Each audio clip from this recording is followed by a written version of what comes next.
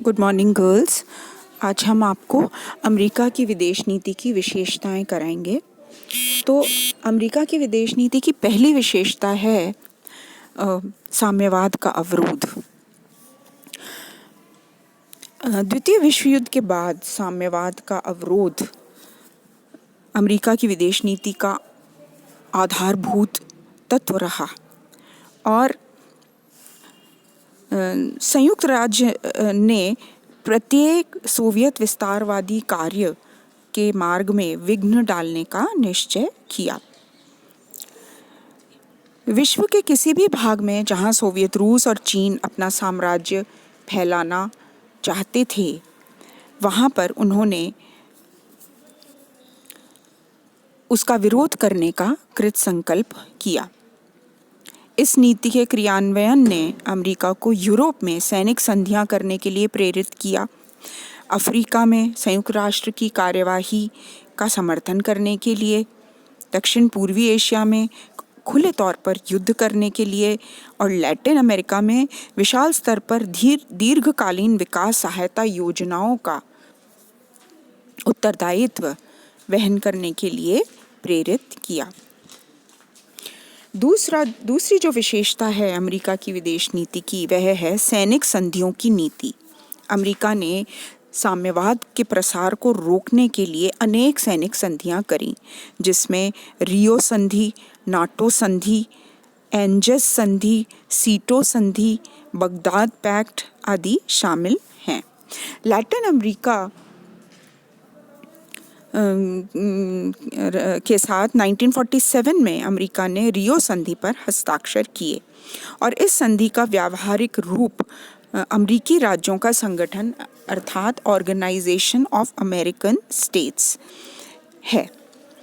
फिर 1957 में मनीला में सीटो संधि पर हस्ताक्षर किए गए, जिसमें कि दक्षिण पूर्वी एशिया और दक्षिण पश्चिम प्रशांत महासागर क्षेत्र को साम्यवाद के प्रसार से रोकने का एक ये साधन था। 1951 में ऑस्ट्रेलिया, न्यूजीलैंड और अमेरिका ने एंजस संधि पर हस्ताक्षर किए। फिर अमेरिका ने जापान, ताइवान तथा पाकिस्तान के साथ भी द्विपक्षीय संधियां की। इसके अलावा 25 जुलाई 1949 को पारस्परिक प्रतिरक्षा सहायता कार्यक्रम को भी शुरू किया और 1951 में पारस्परिक सहायता सुरक्षा कानून भी बनाया गया। शीत युद्ध के अंत के बाद भी अमेरिका ने नाटो अर्थात नॉर्थ अटलांटिक ट्रीटी ऑर्गेनाइजेशन का विस्तार किया। उसने पहले पूर्वी यूरोप के 3 प्रमुख देश पोलैंड, हंगरी और चेकोस्लोवाकिया को इस संगठन में शामिल कर लिया। तो इस तरीके से हम देखते हैं कि सैनिक संधियां इसके विदेश नीति के कार्यक्रम का प्रमुख विशेषता रही हैं। तीसरी जो विशेषता है वह है विदेशी आर्थिक सहायता की नीति और इस सहायता की नीति के भी कई उद्देश्य रहे हैं। पहला जिनमें प्रमुख है आर्थिक सहायता द्वारा राष्ट्रों को आत्मनिर्भर बनाना। दूसरा जो उद्देश्य है वह है आर्थिक और तकनीकी सहायता देकर साम्यवाद के खतरे को टालना और तीसरा है आर्थिक और सैनिक सहायता द्वारा विदेशों में पारस्परिक महत्व की सुविधाओं, सैनिक अड्डों, बंदरगाहों आदि की सुविधा उनको देना। और इसी कार्यक्रम के तहत एक तो उदार पट्टा कार्यक्रम, दूसरा मार्शल योजना, तीसरा 4 सूत्रीय कार्यक्रम, चौथा अंतर्राष्ट्रीय विकास योजना और प्रगति के लिए मैत्री योजना आदि अमेरिका ने साइन किए। यानी इन योजनाओं के तहत देशों को सहायता दी। चौथी जो विशेषता है अमेरिका की विदेश नीति की वह है मानवाधिकारों का समर्थन। अमेरिका की विदेश नीति में इस बात को यानी मानवाधिकारों के प्रणेता के रूप में अमेरिका ने प्रचारित किया। कार्टर प्रशासन ने मानवाधिकार मुद्दे को अंतर्राष्ट्रीय राजनीति के ठोस ताने बाने में लपेट कर रखा। और स्टेट डेवलपमेंट में डिपार्टमेंट में एक अलग से ब्यूरो की स्थापना की गई जो कि मानव अधिकारों से रिलेटेड जितने भी मुद्दे हैं उनको सुलझाता था और उनकी देखरेख करता था। अमेरिकी राजदूतों का यह व्यक्तिगत उत्तरदायित्व बन गया कि दूसरे देशों में मानवाधिकार संबंधी नीति को सही परिप्रेक्ष्य में प्रस्तुत करें। पांचवी विशेषता जो अमेरिका की विदेश नीति की है वह है लोकतंत्र बहाली के नाम पर पड़ोसी देशों में हस्तक्षेप, और इसके आपको कई उदाहरण द्वितीय विश्व युद्ध के बाद के मिल जाएंगे।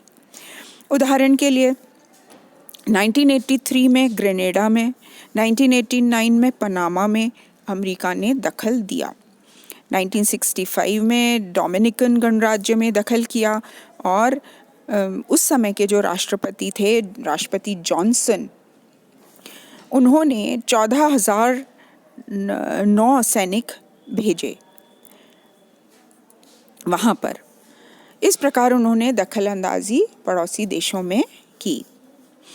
फिर 1966 में अमेरिकी सैनिक डोमिनिकन रिपब्लिक से बुलाए गए।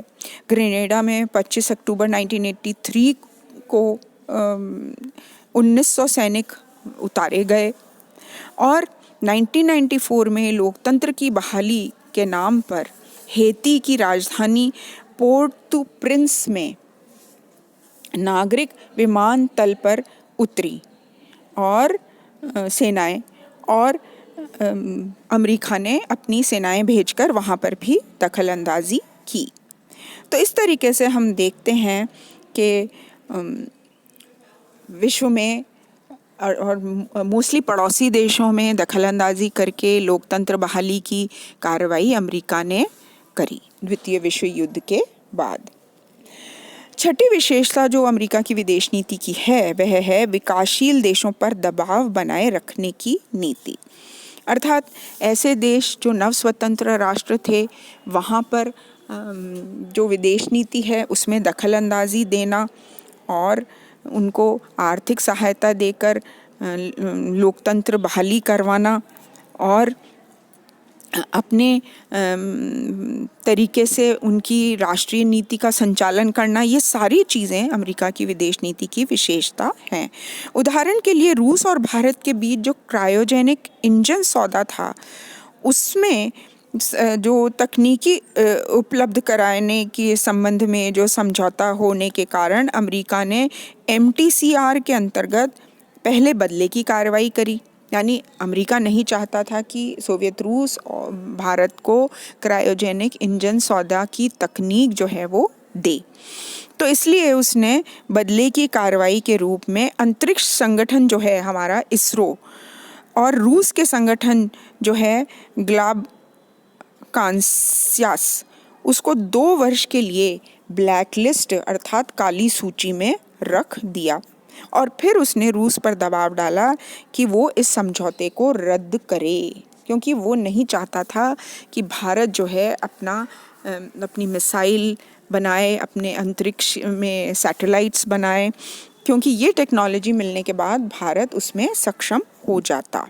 तो अमेरिका के दबाव के कारण भारत ने क्यूबा को चावल नहीं भेजे और ईरान को परमाणु रिएक्टर बेचने संबंधी जो प्रस्ताव है उस पर भी अमल नहीं किया।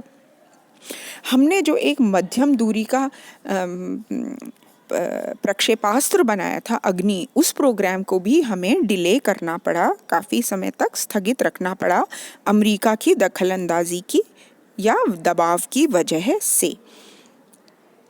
और भारत ने जब 1998 में परमाणु परीक्षण किया तो बिल क्लिंटन जो राष्ट्रपति थे अमेरिका के, उन्होंने तुरंत हमारे ऊपर भारत के ऊपर आर्थिक प्रतिबंध लगा दिए।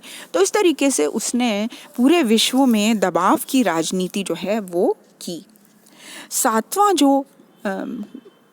सातवीं विशेषता कहें अमेरिका की विदेश नीति की तो वह है एशिया प्रशांत क्षेत्र में विशेष दिलचस्पी लेना, क्योंकि पिछले दशक में एशिया प्रशांत क्षेत्र तेज़ी से विकसित हुआ। और 21वीं शती एशिया की शती होने के कारण ये अनुमान लग रहा था कि यहाँ पर और तेज़ी से विकास होगा और इसलिए अमेरिका ने इस क्षेत्र में बहुत ज़्यादा दिलचस्पी दिखानी शुरू की।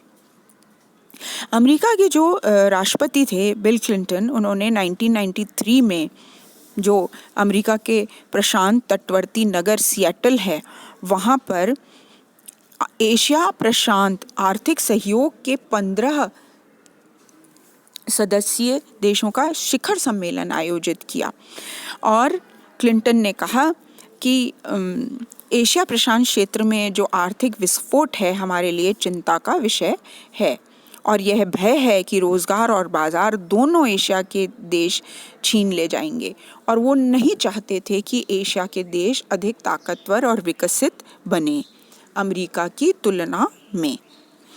तो अकेले जापान और चीन के साथ अमेरिका 70 अरब डॉलर के घाटे में चल रहा है, जो अमेरिका के कुल व्यापारिक घाटे के 1/3 के बराबर है।